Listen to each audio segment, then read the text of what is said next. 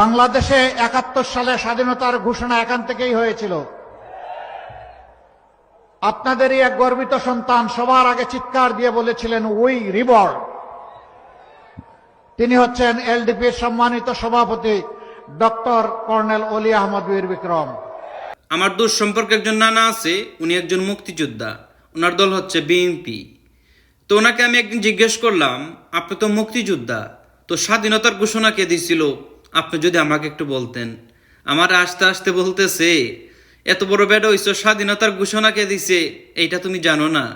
আমি বলতেছি আমি জানি, তারপর আমি আপনার কাছ থেকে শুনতে চাই।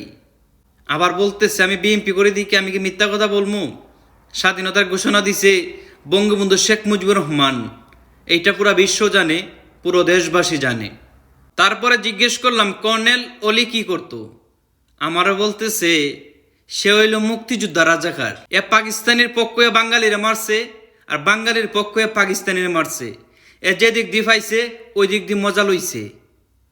আর আজকে ওই রাজাকার ডক্টর শফিকে বলতেছে কর্নেল অলি নাকি স্বাধীনতার ঘোষণা দিয়েছে।